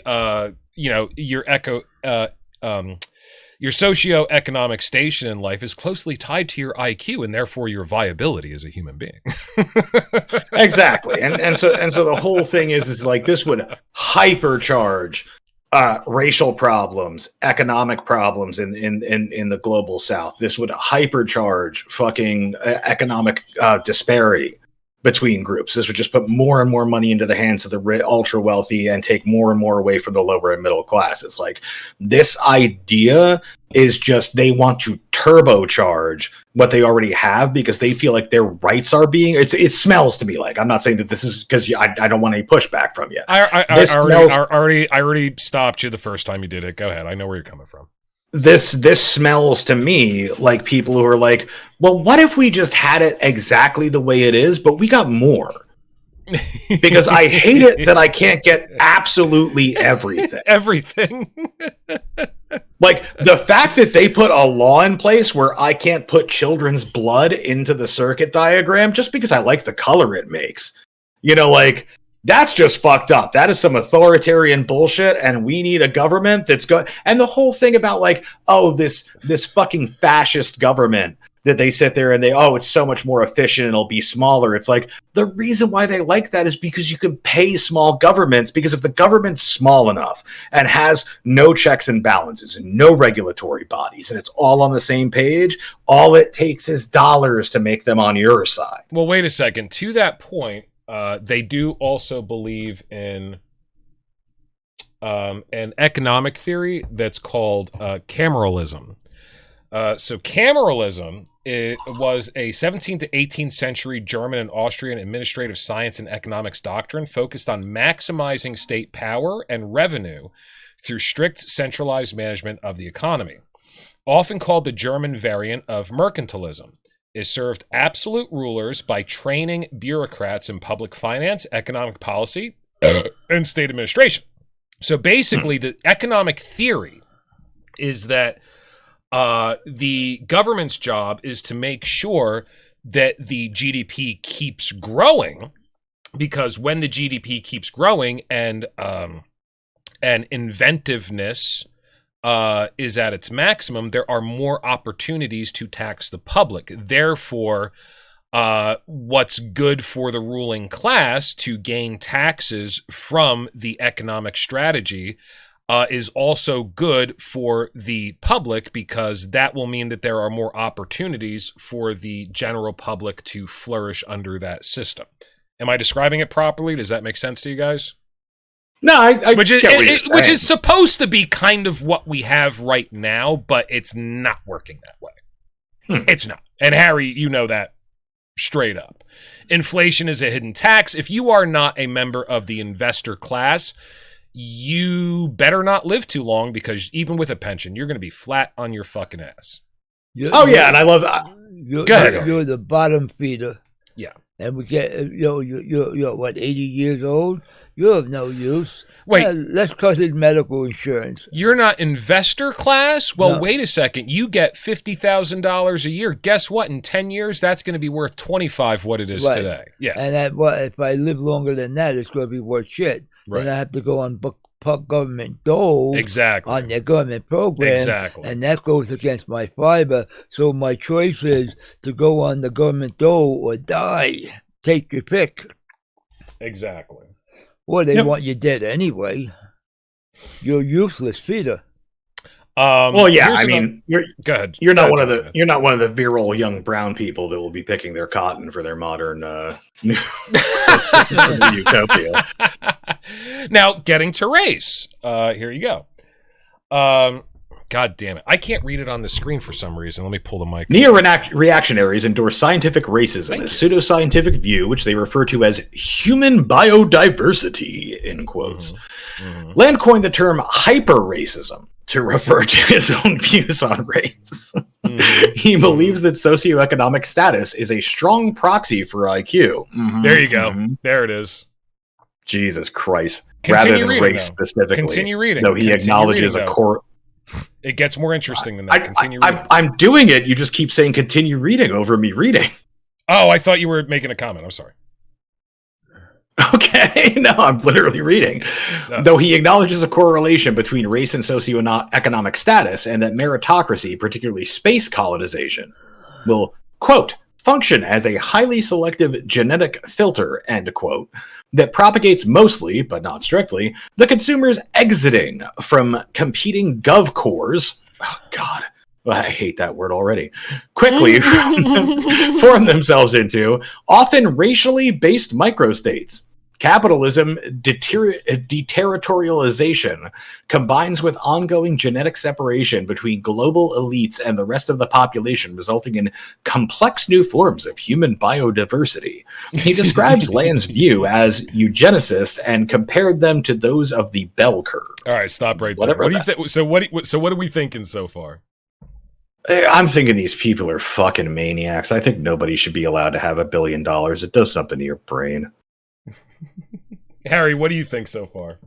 It reminds me of if you go to Star Trek, when they do away with the economic system and there's no more Wall Street, there are no more millionaires, and everyone gets to do what they want to do, and there is no like constrictions anymore. They did away with that structure of the poor and the rich, and and the money becomes useless. It's only what you could create. Right. That's That's not what they're saying. That's beautiful, but that's not what they're saying. Yeah, okay. I just wanted to make sure you and I were on the same page there. It's like, that's not what they're saying. They're saying the opposite of that. Because that's go egalitarian. ahead, talking head. Let me let you go ahead, and because that's where my head went when I first started reading into this. I was like, that's okay. But why don't you? Let me hear what you have to say first, and then I'll chime in. Why it's different? So, because they're anti-egalitarian. They're Star Trek was not a... Nope, we can stop right there. I was waiting for you to get to that word. There it is. Now, you and I, Talking Head, had an argument, or a good discussion, I would say. Yeah, sure. Spirited discussion, let's call it. Spirited. You got a little spirited because you were drunk, and there was too many spirits involved. Exactly. I was trying to keep up with you a little bit. So it was a spirited discussion. Nobody got angry. I'll say that. I think you got very frustrated. But we were having, and I brought up, because I brought up LaVey for some quote, because he's very quotable about what my personal beliefs are with this whole thing that we're going through today. And I said, well, Anton LaVey was anti-egalitarian, and you said I'm full of bullshit. And I said, okay, well, I'll find the essay for you someday, but I can make a few quotes for you if you want, and I think then we moved on. So, right there, the difference between the Star Trek philosophy and what these guys are talking about, one of the big ones is egalitarianism. So I did look it up. Here is the definition for egalitarianism. The doctrine that all people are equal and deserve equal rights and opportunities. So let me go right out here before everybody starts arguing with me. Part B. And say that's a fucking myth. That's a myth. Ain't no such thing. So I'm going to say part B of that, I believe, is absolutely true. Deserve equal rights and opportunities. But if you're not born equal, you cannot have equal rights and opportunities. And so that is a stymieing block, but I do believe that all people deserve equal rights. So the guy with Down syndrome, okay, because he's not born equal, he's never going to be winning any math competition, so he doesn't have equality of opportunity. Okay, so fine if you want to deny it that way. Now, I mean, I believe in everybody starting off on a level playing field. But he doesn't start off on a level playing field. But he doesn't because he's born different, right? And even if you're not born different, people wildly are a wildly diverse species because all of our pursuits are intellectual, not physical. Can we at least agree they should all have equal rights? Oh, 100%. But I mean, how would you institute thank you. that? At least we got that. Oh, but how would you institute? It's almost impossible to institute. And America is showing that over and over again. It's nearly impossible. Now, let me try to go a level deeper when I was thinking about this, okay? Here's the core tenet that I think that human beings have to evolve beyond so that these arguments and discussions, guys, are no longer even the thing that we're talking about. It's competition. Human beings, because of our genetic programming, and let me show you guys the symbol for our new podcast. I'm going to show it to you right now. And I want to explain to you guys what this symbol means. Evolution is not a top-down structure. And I'm going to talk again or reference the Monty Python skit, People Aren't Wearing Enough Hats. Go look at that Monty Python skit. Talking Head, what movie is it from? Is it The Meaning of Life? Yes. Yes. Go watch that. The quote in that is amazing. Evolution is not a top-down manufacturing mechanism. That's why people who believe in God, you're wrong. Evolution is a grassroots. It's bottom up. You are not born with a soul. If you're lucky, you get to develop one. You do not have a soul ex nihilo. You develop one through careful self-observation. Now, what I was trying to describe with this symbol, which I largely stole from the album jacket, Marilyn Manson's Antichrist Superstar. Thanks, Marilyn. What I'm trying to describe with this is that evolution is a process that living in a physical body, that being a carnal creature and the limitations of that experience exacerbates within the being. Without those constraints, without that competition, without that threat of death, there is no energy that is producing the adaptation and therefore the evolution of the organism and the being inhabiting it in the first place. So what I'm trying to say is that I think human beings are getting awfully close to outgrowing that genetic coding for competition. Competition is the thing that's giving rise to a lot of these discussions that, you know, like the one that you and I are having right now. That's what's giving rise to it. But you cannot have competition on anything other than the physical plane. Once you take competition and you try to superimpose that natural principle onto an intellectual playing field, like he that dies with the most toys wins, or he who has the most money has the most power. What you're doing is you're trying to equate things that can only be qualified. You're trying to quantify what can only be qualified. You're using the wrong formula for the attributes that gave you an evolutionary advantage in the first place. So I think your point, Harry, was that, you know, Star Trek, it's not about how much money you have. Money's off the table. It's about who creates the best idea. Then you get to be proud of yourself, that you helped yourself, you helped your children, you helped your civilization, your community, blah, blah, blah, your species. Well, and you probably get put into a position of greater power just because, hey, that guy had a now great people fucking trust idea. you more. Exactly. But I mean, this top-down bullshit that everybody's trying, I think I think what's happening is that we're getting to the top of the pyramid here as far as this current paradigm, this evolutionary matrix can push us. And people are going to have to recode a lot of their genetic makeup. And taking something that is physical, like competition, and turning it into a socioeconomic theory, I think is just bad practice. And I think that's where people are getting hung up a lot. I mean, what do you guys think? This is pretty abstract, but I want to know your thoughts on it. I think if you want to turn it back into something that's less abstract and bring it back to like the entire principles that they were talking about with like their little fucking social science project. Which they're doing. Proposing, this isn't an idea. They're doing these things right now. Sure. But what they're proposing is that those who have won the most are obviously the biggest winners. And those who lose are losers, so we shouldn't care about that. Like, so they're just being like it's that whole fucked up thing when somebody like ends up in a position of like authority, power, and privilege where they're just like, well, this system gave you guys me, so we need more me.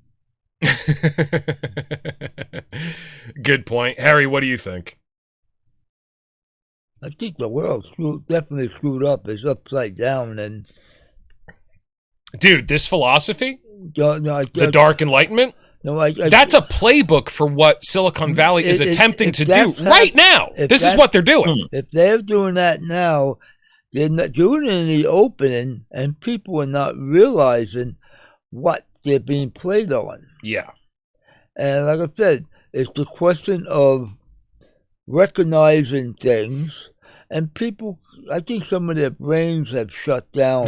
They're not looking at things. People in general, they're not. They're totally complacent in what they're doing, and they think it's right. People are not nearly as angry or threatened by these things as they fucking should be. Yeah, well, it didn't hit them personally yet. And not yet, but it's starting to. We're getting there. When it does, we're going to have winners and losers. Yeah. Definitely. The losers are going to one day ain't going to know how to deal with it. They're just going to give up.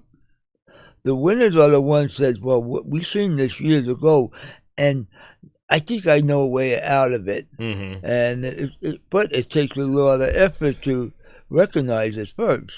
So let me tell you guys, if you don't mind, let me tell you a little story and then we'll end. During the early days of the Church of Satan, now Talking Head, as per our discussion the other night, Anton LaVey was not an egalitarian. He was an elitist.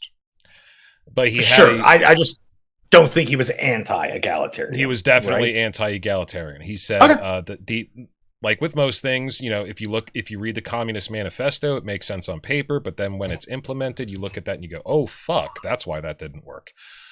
You can do the same thing with egalitarianism. It's a good principle on paper, but it doesn't seem to work. So he was elitist, 100%. And even Marilyn Manson in his autobiography said, what most people don't understand about Satanism is it's not about devil worship, it's about elitism.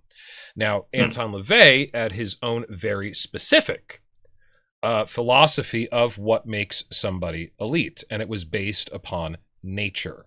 It was not based upon a top-down architecture. It was based upon the way that nature operates. It was about what makes you elite is the ability to overcome adversity. What makes you elite is intelligence and creativity, because that helps you overcome adversity, and self-cultivation, because it means you're not wasting your life and wasting your time. You are attempting by proaction to make yourself better while you're here rather than waiting for it to happen. Those are the things that make a being elite. And he even goes ahead and says, one precious child that can create is more important than 10 who can produce or 1,000 that can believe. That was his criteria for elitism. So in my understanding, and the way that I understand these ideas, I think the Dark Enlightenment is very interesting. I'm going to study it more because a lot of what they say I do agree with. And I do agree with most of what Anton LaVey says because he made me think and he has interesting points. Egalitarianism, it's good on paper, simply does not work. So I would encourage everybody to look into this. I'm not endorsing anything. And what's good for the goose is not good for the gander. I'm never going to be the guy to sit here on a podcast, even if we had 1 million viewers, and endorse Satanism and say this is the thing for everybody. That's the reason why I hate religion in primarily the first place. What's good for me is not good for you. But you do have to make a fucking effort. And most human beings, all you guys seem to want to do with your lives is kick around for a few years and die peacefully. And frankly, I don't think that's a life. Soapbox and time. therefore you should all be exterminated. Right, exactly. So that was the big problem that I had with the Dark Enlightenment theory. I do not like their definition of what the elite is. I don't think it's The elite are people who make I don't think money. it's properly attuned to natural law. Good. Well, so everybody, you see, and this is why this is always so stupid, in my opinion, is because everybody who ends up coming up with one of these like brilliant brainstorms that's going to change the world always picks what they are, like you said earlier. That was my point from as the earlier. example. Yes, Yeah. yes, exactly. Yes, go ahead. So the whole thing is that I'm so this happy Dark you picked up that Enlightenment, thread. I was pretty proud of that. it's the rich people being like, well, what is a good person? A good person is a rich person. A good because person is someone like me. Rich people are generally high IQ because I'm high IQ. I'm the smartest guy I know, and I hang out with tons of smart guys, and I can tell that because they're all rich. Mm-hmm. And therefore, I mean, I don't even know why we have these other people. By the way, slave boy down there, get me another martini while I talk about this. I don't even understand why these low IQ people soon need to be exist. slave robot. That's the point. That's the thing, is that they want to see, and They don't that's even what I fucking think the need you weirdest- anymore. That's the weirdest hook to this whole thing is all the AI that they're sitting there and developing. You know that's what that's for. It's not for us. It's so they can get rid of us. Yeah.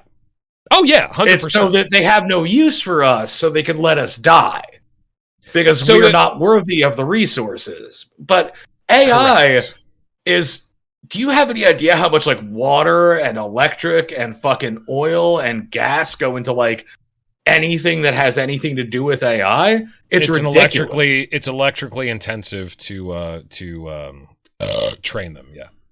It like burns more water doing one computation than you would drink in like, I forget if it's a month or a year. Yeah, I'm aware of that. Like, Well, it's there's insane. one thing we have on this planet that we have in abundance. It's water. Really? Because I saw a John Oliver special that we're running out of water, and he makes a good fucking like case. Like, I don't know if it's correct or not. We're not running out of water. What we have is a lot of salt. We just have to spend the money to get rid of the salt. All right, we got plenty of water. Nah, I hear you. But the point is that the natural water ecosystem is getting fucked. But anyway. No, and I hear you there. We do have to have EPA, regulation on all that shit because I'm sure they're polluting. But anyway, Yeah, but no, you can't have that high IQ people demand that we can't have that. Yeah, and listen, man, I'm using AI right now. I love it. I'm happy that I have it. I'm happy that I'm living in a time where it's here. The things that I'm doing with it, I consider amazing. The things that I'm going to do with it are going to be even more so. It basically is going to be a tool that allows me to make a living without working my fucking ass off every day, which consequently is the dream. That's the dream. The internet and AI I think they're the best things that have ever fucking happened to humanity since fire. So we just have to figure out how to not destroy our planet. Go ahead. I mean, you can argue with me if you want, but I think I want to wrap this up. No, I was just gonna make two quick like kind of joke comments, and that's all. And the one is like, man, the internet's done a lot of great things, but it's done some terrible things too. And B is I just always really like somebody put it very succinctly the way that I feel about AI, and I haven't heard anybody say it better. And that's that the purpose of AI should be for artistic people to empower artistic people to get through dull things instead of empowering dull people to do artistic things. Yeah, great point. I love that quote. Whoever, we got to figure out who said that so we can give him props. But my main point is, on elitism. I think that if we take out that competition value from our intellectual sphere, because human beings are made up of a lot of different things. We're physical, we're intellectual, we're so-called spiritual. You know, that's the biggest problem that I have with this philosophy, but that's what's being shoved down our throats right now. I don't really think I have anything I want to go out on. I haven't really concretely digested this yet. But to your point, Talking Head, that the internet has done wonderful things as well as terrible things, I acquiesce, but all those terrible things are what is eventually going to push humanity's back up against the wall and force them to evolve, because humanity is one species that does not evolve unless it is forced to. Sure, and there's something to be said for 100% of the time so far, when they're forced to, they do. And I still have that hope. So even the terrible things that the internet is doing to us, I still think that it will have an ultimately positive net outcome.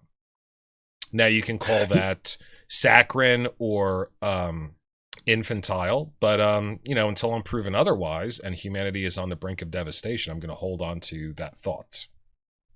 Yeah, at some point we should look into and talk about the dead internet theory, if you've ever heard of that. But we could do a whole episode on that. Yeah, I know what it is. That'd be fun. Yeah. All right, soapbox time, guys. We got to let Talking Head get his groceries, and then Talking Head, if you're willing, after you go get your groceries, maybe you can give me a call back, and I'll be set up for the second podcast, and we'll just make it like 45 minutes. I just want to introduce it. When we're done with this, I'm going to smoke a cigarette and check on the status of them, and then, if you want to just stay on here, Yeah, 100%. Yeah. Okay, soapbox. Who wants to go first? Let's let Harry go first, because you and I he hasn't talked a lot. Okay, we all had our level of expertise or life experiences. Don't miss your life experience. Yes. Because you will grow from it. Yes. I have reached my level. At my level, it's a happiness for me right now, all right? But that's my level. That's nobody else. Like Hat Man said, his answer is not your answer.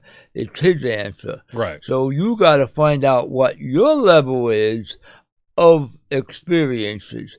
And then when you get it, make the best of it, because that's what you have in the end. Now, you remember that movie that we were watching with Keanu Reeves and Ansir, the comedian? What's his first name? Something Ansir? Aziz Ansari?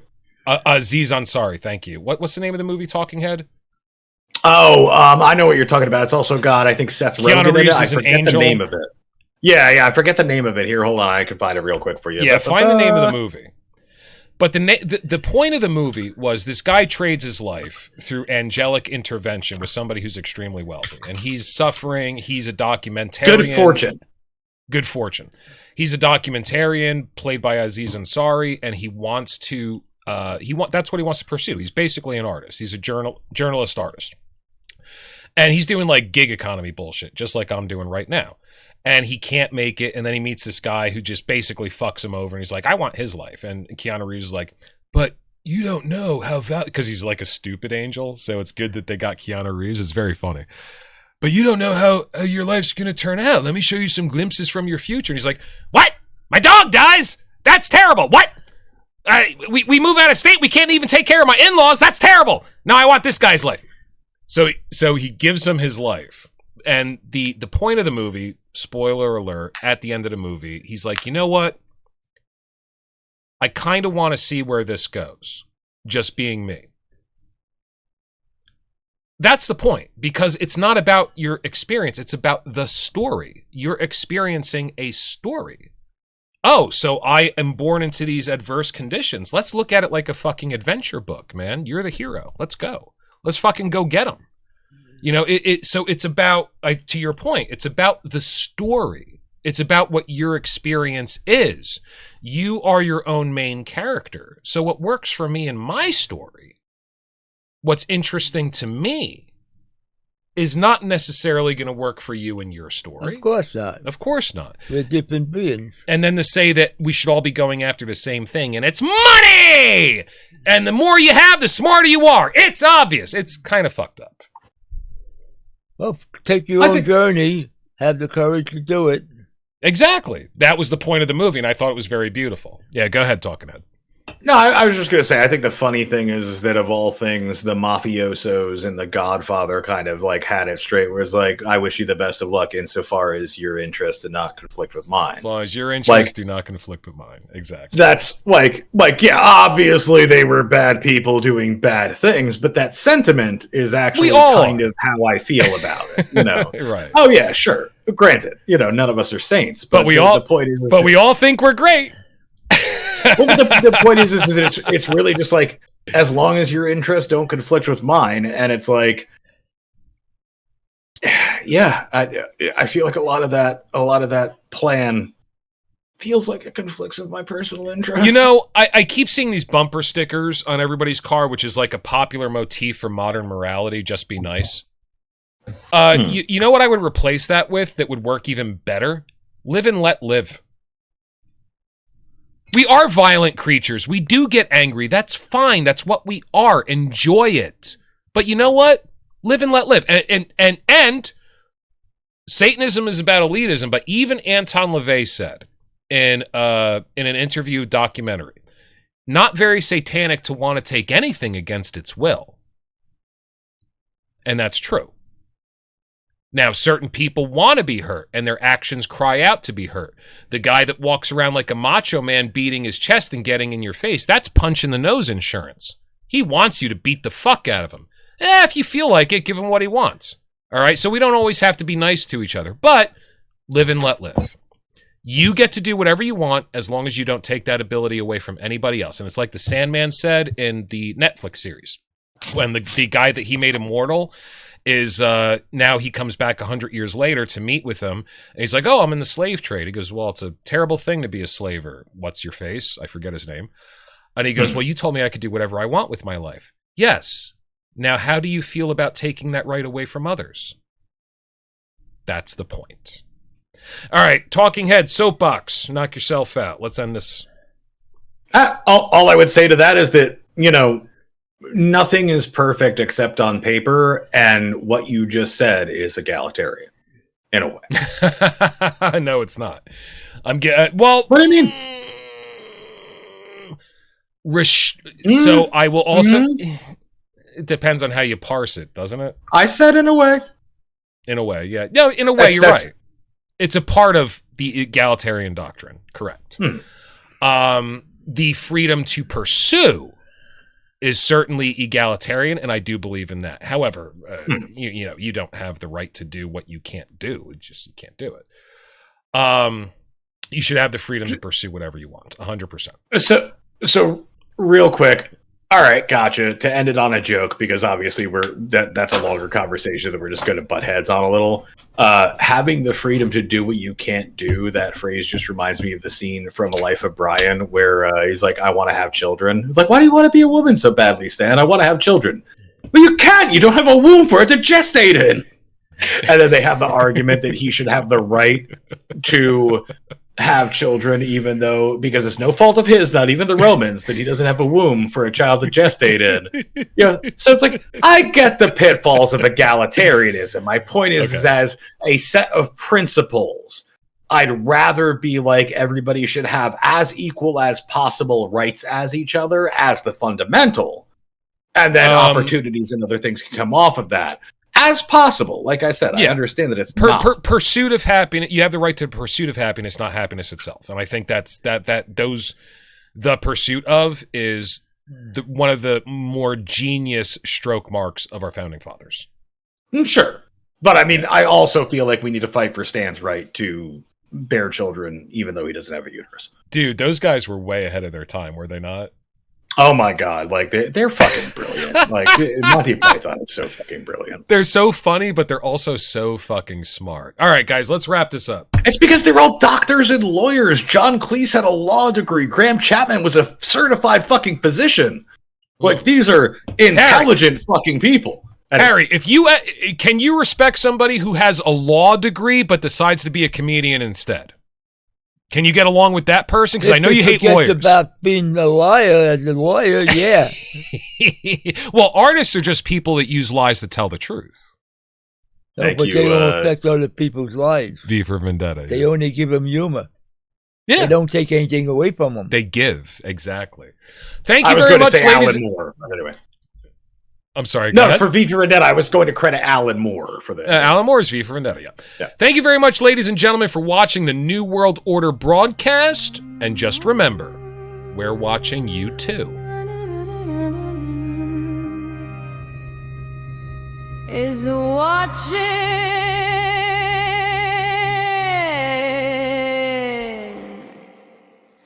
There are strangers